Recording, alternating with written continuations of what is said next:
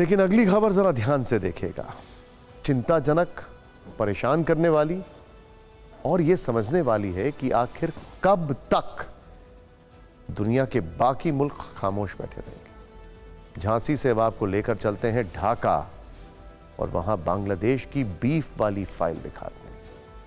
फिक्र की news basket में बांग्लादेश की यह खबर इसलिए दूसरे नंबर पर है क्योंकि वहां अब हिंदुओं की सुरक्षा को लेकर चिंता और बढ़ गई है।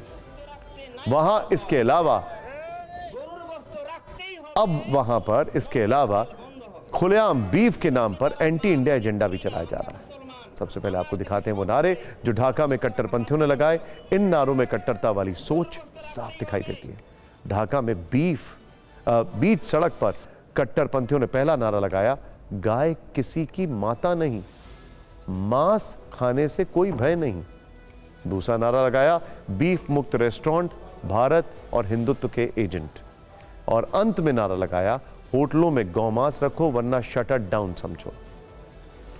गाय के नाम पर धमकी वाले नारों का ट्रेलर देखने के बाद फिक्र के फैंस ये जरूर जानना चाहेंगे कि बांग्लादेश में सांप्रदायिक आग अचानक कैसे लग गई या किसने ये आग लगा दी। ढाका से प्रकाशित होने वाले अखबार ढाका ट्रिब्यून ने इस तरह के नफरती प्रदर्शनों पर एक रिपोर्ट फाइल की थी जिसकी हेडलाइन थी, ढाका में रैली निकाली गई, बिना बीफ वाले रेस्टोरेंट के बहिष्कार की अपील की गई। अब जैसा कि आप हेडलाइन से ही समझ गए होंगे कि ढाका के सभी रेस्टोरेंट को अनिवार्य रूप से बीफ रखने की खुली धमकी दी गई है। इस रिपोर्ट में बताया गया है कि मुस्लिम कंज्यूमर राइट्स काउंसिल नाम के संगठन से जुड़े लोग काफी संख्या में पुराने ढाका में होटल अल रज़ाक के बाहर प्रदर्शन करने पहुंचे। बांगशाल इलाके में पड़ने वाले इस रेस्टोरेंट के बाहर जमा हुए प्रदर्शनकारियों के हाथों में बैनर पोस्टर थे। उन बैनर पोस्टर्स पर होटल में अनिवार्य रूप से बीफ रखने वाली बातें लिखी थी। यह भी लिखा था कि ऐसा नहीं करने पर होटल बंद करा दिया जाएगा।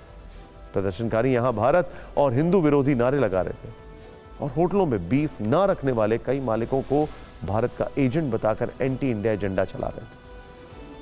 हमारी टीम ने इस प्रदर्शन पर रिसर्च किया और इसकी वीडियो तलाशने की कोशिश की। इस दौरान हमें एक वीडियो क्लिप मिली है जिसके एक एक फ्रेम का हमने विश्लेषण किया। बीफ के नाम पर हिंदुओं के प्रति नफरत और भारत विरोधी नैरेटिव फैलाने वाली बातें 100% सच थी। कट्टरपंथी इस प्रदर्शन में एक जगह यह भी कहते पाए गए कि बांग्लादेश की जनसंख्या का 98% हिस्सा मुस्लिम है। गौमांस खाना इस्लामी पहचान का प्रतीक है। मुस्लिमों के लिए गौमांस का सेवन एक आवश्यक भोजन विकल्प है। इसीलिए जो भी होटल वाला गौमांस नहीं बेचेगा उसका सामूहिक बहिष्कार होगा। अब आप भी ये प्रदर्शन देखिए, बीफ के नाम पर बांग्लादेश में फैलती है कट्टरता महसूस कीजिए और सोचिए कि किसी भी देश में एक धर्म का बहुसंख्यकवाद कितना खतरनाक रूप ले सकता है और इसके जरिए अल्पसंख्यकों की सभी मान्यताओं और आस्थाओं को किस हद तक कुचला जा सकता है।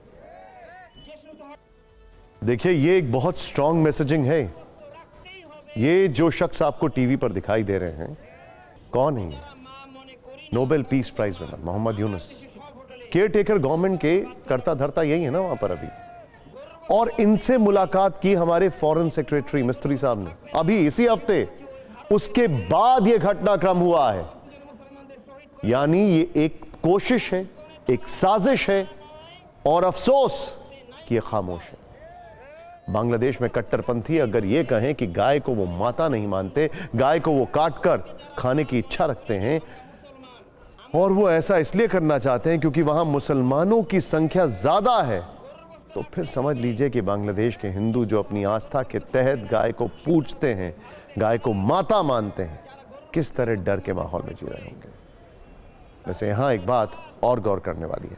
बांग्लादेश में कट्टरता वाली ये सारी कवायद मोहम्मद यूनुस की हिंदू भगाओ पॉलिसी से जुड़ी है। यह घोषित रणनीति है जिसके तहत बांग्लादेश को पाकिस्तान और तालिबानी अफगानिस्तान की तरह कट्टर बनाने की कोशिश हो रही है। इसकी बाकायदा क्रोनोलॉजी है, जैसे कि तख्तापलट शेख हसीना का हुआ था, लेकिन उसके बाद सिलसिलेवार तरीके से हिंदुओं के घरों पर हमले होने लगे, फिर हिंदू मंदिरों को टारगेट किया जाने लगा, फिर इसके बाद इस्कॉन का नंबर लगाया गया, इस्कॉन के भक्तों को निशाना बनाया गया, रैली निकाल कर काट डालो मार डालो के नारे लगाए गए और अब बीफ के नाम पर आस्था को चोट पहुंचाने वाला खतरनाक खेल।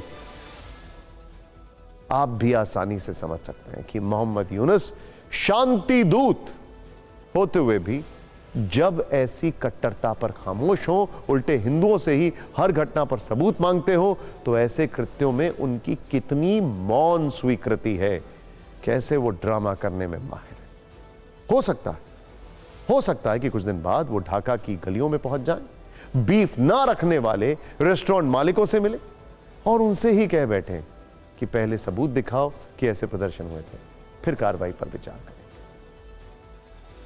अफसोस इस बात का है कि कोई भी इस पर बोल नहीं रहा है, दुनिया के इतने सारे मुल्कों की अगर बात करें तो।